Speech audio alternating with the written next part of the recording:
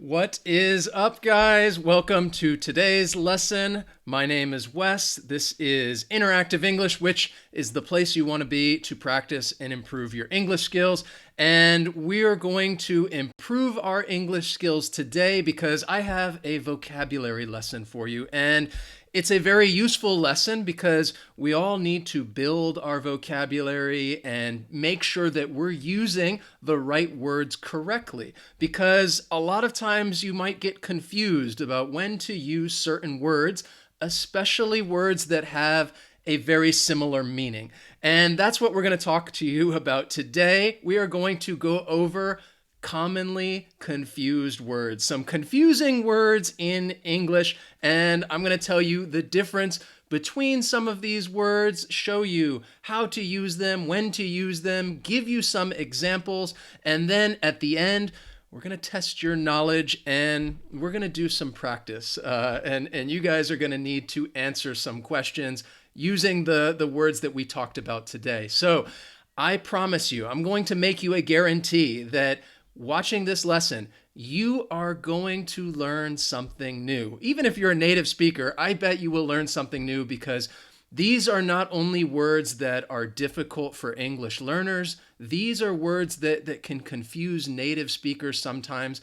I am even guilty of misusing some of these words at one point or another. So it's always good practice. It's always great. So I just want to say hello to what's up, Lali, Krista, how are you? Amjad. Thank you guys for joining us. If you are watching, please say what's up in the comments. We love hearing from you guys and we just want to hear from you. So if you're watching this later, say what's up to us in the comments. Amir, Ana, Pedro, me, thank you guys for joining us. Sorry if I missed some names, Sumya. As we go through this lesson, I'm going to ask you guys to write some sentences and participate in the lesson. So again, that's useful for those, even if you're watching it later, you get to see how some of these words are used. So let's begin, all right? The first set of confusing words that I have for you right here. See, watch, and look. And the reason why these are confusing is because they have a very similar meaning. And sometimes they can be used interchangeably, and sometimes they cannot. So for example, I'm going to talk to you about one at a time. So see. See means to notice something using your eyes, that you see something with your eyes. I could say, I see a TV. Something that you notice with your eyes. So right now, in the comments, I want you to tell me, what do you see? Besides me, look around wherever you are, the room that you're in, wherever, and write that in the comments. What do you see? I see what? So see is to notice something using your eyes. Watch is when you observe what is happening or being done. So it's almost like something is happening that's continuous. And you would say, therefore, I watch TV because you're watching a show or a movie and it's continuous. So that's a little different. So you could, for example, I could say, I see a bird. But if I do an activity like, I'm going to go watch the birds, I'm going to go bird watching, and you're actually going to observe the birds for a longer period of time. Now, one time that you can use these, the same would be like as a question. If you're asking a question, did you see the movie? You're asking this person if they have watched the movie. You could also say, did you watch the movie? So in that case, they may be interchangeable. And finally, look. So look is basically you are directing your eyes in a particular direction. Often it's followed by the preposition at. You look at something. So I could say, I'm looking at the TV. In this case, look at and see have a very similar meaning. If you say, I see a TV, I'm looking at the TV. And often we talk about look at. It's often referred to things that are like right now. It's used in the continuous tense quite often. You are looking at something, or as a command. I think of schools and teachers would tell, or parents would tell their kids, look at me when I'm talking to you. So These are great words that we use all the time, so it's important to know the difference and just acknowledge that there is a difference in how we use them. And a great way to learn them is just, again, reading and listening and exposing yourself to the language. So let's read some of it. I see a lion. Wow. All right. Interesting. Excellent. I am looking at you. Yes, stupid. Thank you. I'm looking at you guys. What else do we have? I'm looking at your face. Excellent. I'm looking at your eyes. Perfect. All right. So those are some great examples. We are watching you right now. Yes, you guys are watching this lesson. You're watching what is being done. The next set of words, borrow and lend. These are words that have almost the opposite meaning, but they can be commonly confused because I think in many languages, in some languages, you use the same word. It's not two different words. So one thing, we did a lesson on these words, which if once this lesson gets posted, we will link it up above. I highly recommend you check that lesson out, borrow versus lend, because we give so many examples about how and when to use it and practice. But in short, to borrow is to take something, all right? I am taking. So I would say, can I borrow some money? I am asking to take the money. Now, to say the opposite, to lend is to give, all right? Notice my actions. Take, give, all right? So to lend is to give something. And I would say, can you lend me some money? I'm asking you to give some money. So again, these are words that can be commonly confused, all right? I borrow, you would lend, all right? So again, pay close attention and try. I think most people would understand if you confuse these words, it's okay, but check out that lesson. We will link it later on. The next set of words. These are words that I think native speakers even confuse. Empathy and sympathy. And they have different meanings. So it's good to be aware of what they each mean, and also be aware that we often use them as verbs, to empathize or to sympathize. And you would empathize with someone or sympathize with someone. When you empathize with someone, empathy, it means that you know what another person is experiencing because you have also had the same experience. You have been through this, so you know what it's like. You know what that feeling is like. And usually we're talking about this people that are experiencing hardships or problems or having issues. It's not a good feeling. And you have experienced the feelings of another. So if somebody says, "Oh, like I feel your pain," it's like I have had the same experience. So I know what you're going through. I know how it feels. You can empathize with that person. Sympathy is different because you may not have had that experience, but you feel for that person. You want to show them that you're sad for them, or you feel bad, and your heart is with them. So you can show sympathy, which is more understanding that another person is suffering or they're going through a bad experience. In that case, you might say, I'm sorry that you're in pain. So empathize and sympathize, very different. Empathize, you've had the experience. Sympathize, you're showing that you understand what this person is going through. Another great set of words right here, imply and infer. Again, these words have completely different meanings.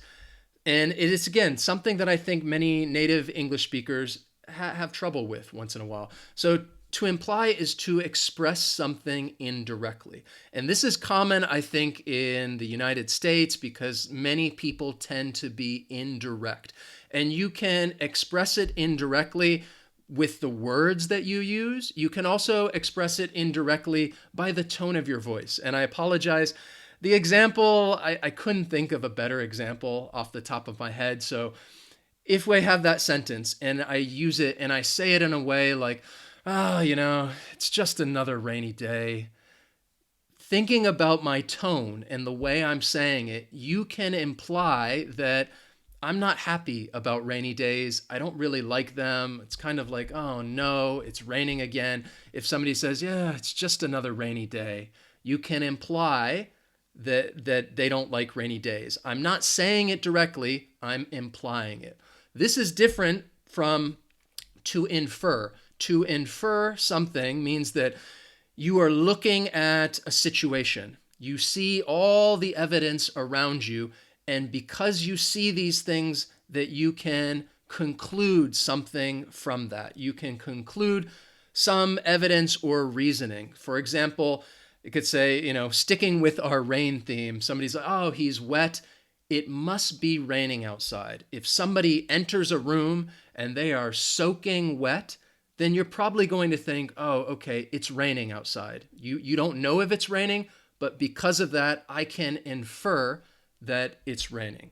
So again, I'm going to quiz you guys on these words. So thank you guys for commenting and sharing these sentences. This is perfect. So Samira, I sympathize with the poor. Yes, you can feel that your heart goes out for them. I have sympathy for your brother. Exactly.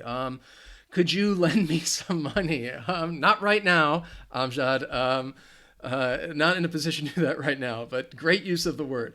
So again, these are commonly confused words. Let's look at the next part. But before we do, quick announcement. Wanted to let you guys know that we are on Patreon. So please check us out on Patreon. We have some very cool rewards if you guys want to help support free English education that we are doing here on our channel. Check out Patreon. We will leave a link in the description. So the next set of words, I think, again, I don't think this is too difficult, but this is mostly for writing because these are homonyms, whose and whose. So you have whose with the apostrophe, W-H-O apostrophe S. That is the contracted form for who is. And I could say, okay, who is going to make coffee? Who's going to make coffee? That sounds exactly the same as whose, W-H-O-S-E, which is the possessive form of who. And if I have some coffee or there's some coffee on the table, I might say, whose coffee is that? It's not mine. I want to know whose coffee that belongs to, which is the possessive form of who. So whose and whose, it's important to know the difference, especially in writing. If you're sending a text message or even writing an email, one is the contracted form, one is showing the possession. The next one, and this is one that I think native speakers commonly confuse. E.g. and I.e. So these are both Latin roots, and what it means is, so e.g., I wrote it, exempli gratia. I'm probably mispronouncing that, but if you say e.g., it means for example. You are saying something, and then you're giving examples, e.g. So I said my sentence there, I always eat out for lunch. Okay, I always eat out for lunch. And then I give some examples. Maybe I go to fast food or something. I just wanted to give examples people know of. So I'd say I always eat out for lunch. E.g., for example, KFC, McDonald's, Chick-fil-A. All right. If you are in the United States or if you visit the United States and you're going to eat fast food, check out Chick-fil-A. That's what I would recommend. And this video is not sponsored by Chick-fil-A, by the way. So check out, e.g. is giving an example. So right now in the comments, in the chat, give me an example. Say something that you do and then give some examples, e.g., and then list a few things. So remember, if you are using e.g., you're providing a list because you're more likely you're going to give more than one example. So i.e., which is different, it stands for id est in Latin. It means in other words.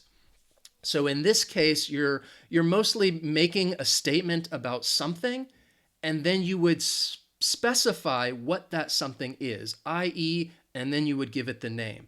So for example, I ate lunch at that new restaurant. I didn't say what restaurant it is, but then I will later. So I ate lunch at that new restaurant, i.e., in other words, Good Burger. That's the name of the restaurant, Good Burger. And I use that because we are actually eating Good Burger tonight. And if you ever find yourself in Budapest, Hungary, and are looking for a burger, I'd recommend Good Burger. Also, not sponsored by Good Burger, but a good place. So in that case, I mentioned this new restaurant, and then in other words, you say what the restaurant's name is. So again, e.g., for example, i.e. means in other words. All right. So excellent. I want to be rich. In other words, good life. Lolly, thank you for the example. Excellent. Let's look at the next set of words. We have resign, to resign, and to resign. Again, one difference between these would be the syllable stress. So resign, the stress is on that second syllable. Resign, which means to voluntarily give up a job or position, and doing it in a formal way that people know that you are going to stop working and you are resigning. You are resigning from your job. I resigned from the company last year. Remember, that stress is on that second syllable. To resign is to sign something again, all right? I had to resign the documents. That prefix, that I think most of you know, redo, reread, resign, it means to do something again. So let's look at the next set. This is another group of words that I think it's commonly confused not only by English learners, but also by native speakers sometimes. Uninterested, and disinterested. So if you are uninterested, it means that you are not interested in something. All right. You're uninterested. It's boring. You don't care about it. And say, yeah, I'm uninterested in their discussion. I don't care what they're talking about. Disinterested means that you are impartial, that you are not in favor of this or you are not in favor of that. You are neutral. You are disinterested about the situation that is happening. So if somebody's having a debate and they're having an argument, I could say, well, I'm disinterested in their debate. It doesn't mean that I'm not interested. It means that I don't agree with this or I don't agree with that. I'm impartial. I'm disinterested. One thing I will say is that one reason I think these two words can be really confusing, I noticed that I think nowadays, I've seen it in some dictionaries, they do give disinterested also a meaning as not having interest, because I think it ends up being misused so much. So I noticed in some online dictionaries, they gave that as a second meaning, in which case they would be synonyms. But if you really want to know, if you want to say that you are not interested, stick with uninterested. You are uninterested in something. Disinterested means that you are impartial. So I hope that you guys, I hope you guys got all of that, because now we are going to practice what we have learned. So I'm going to give you guys some questions, and I will list the words for you.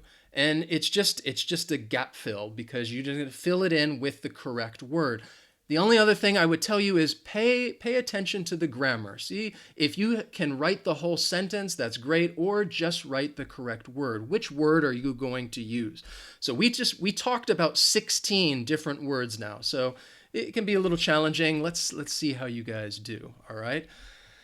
So this first one, okay? I her yesterday at the grocery store.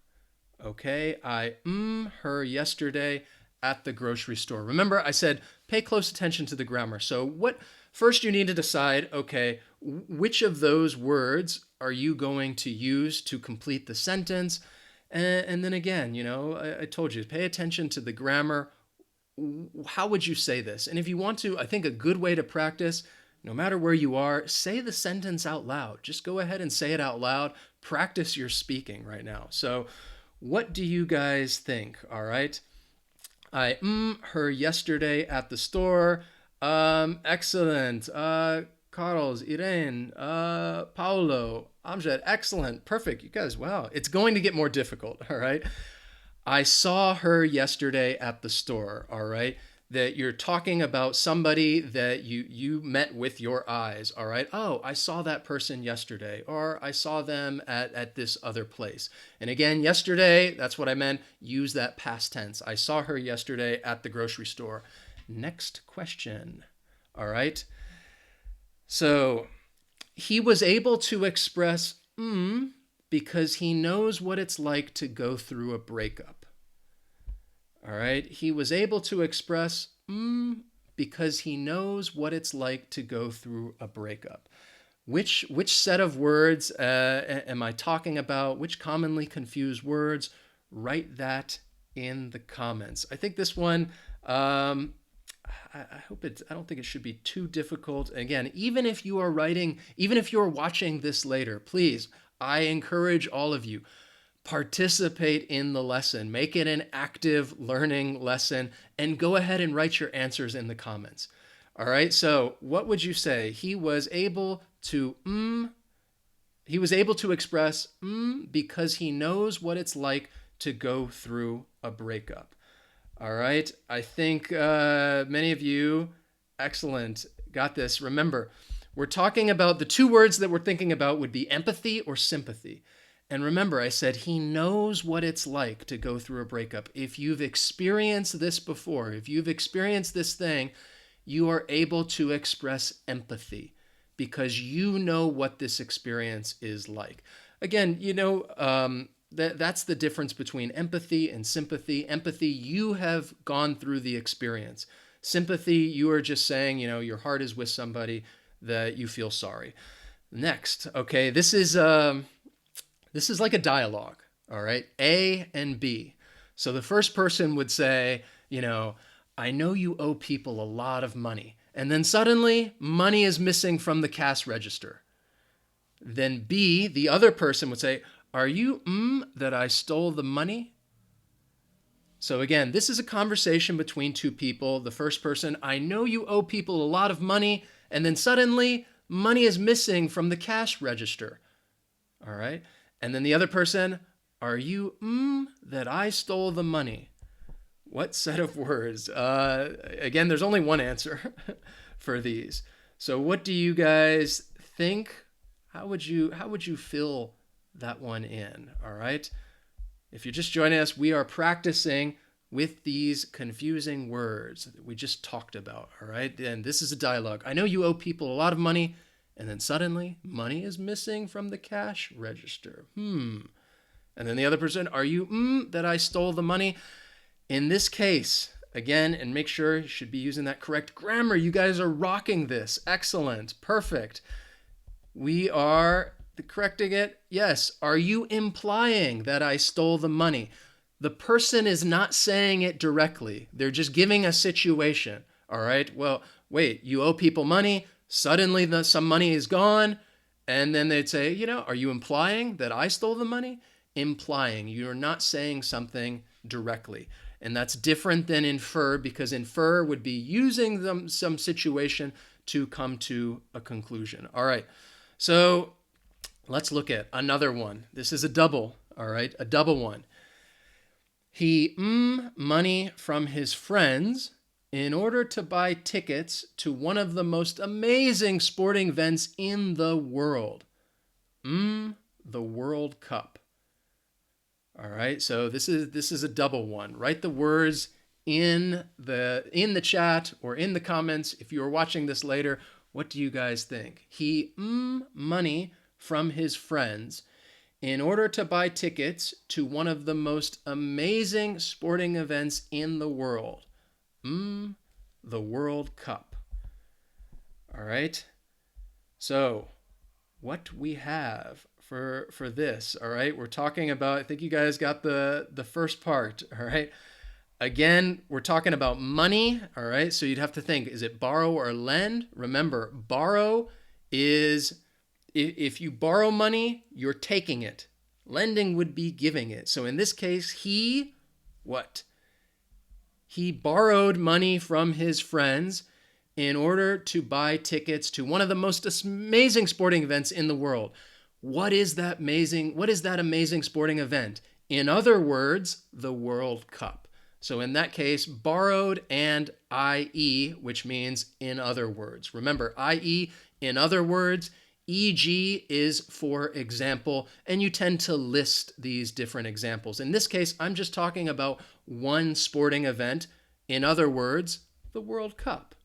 All right, so what if I hope, again, I guaranteed that you guys learned something new. So if you did learn something new, promise me right now, if you guys are with us, hit that like button. Go ahead and hit the like button if you've learned something about these confusing words. And these are words that are used a lot. So I think it's good that we can practice and know the difference between these words, because it's just going to help you guys improve your overall English fluency. And if you really, really want to improve your fluency, check out our secret lesson. Okay, once the video is posted, it's going to be in the description. Secret lesson. It's so secret, we're going to email it to you. And we will also, it's just a great way for us to connect with you, to be able to share other updates, events, and things that are happening. And check it out. Yeah, it's going to be down there. So you guys check that out. Again, please like and share this lesson if you guys enjoy learning with us. And write us a comment. If there are other words that you find confusing, write those in the comments, and maybe we will do another lesson in the future and use those words. We just love hearing from you guys. And if you can't think of any words, just say what's up. Say hello. We just want to hear from you guys. And remember, you can check us out here at these other social medias, Facebook, Twitter, Instagram. We're always posting stuff to help you guys practice and improve your English skills. So thank you. Let me hit you guys up with some thank yous here. Sudeep, Alamjir, Gauthon, Snake Venom. Hello, what's up? Royal Hawk, Jose, Long, Sunita. Sorry if I miss names. Benny, Karen. Thank you guys for joining us. Harsh, Benny, Ma, Molly, Shahir, Mesa. Thank you guys. Thank you for being a part of our community. We are so glad to be able to share these lessons with you guys, and we will be back for another lesson in the near future. So enjoy the rest of your weekend. See you next time.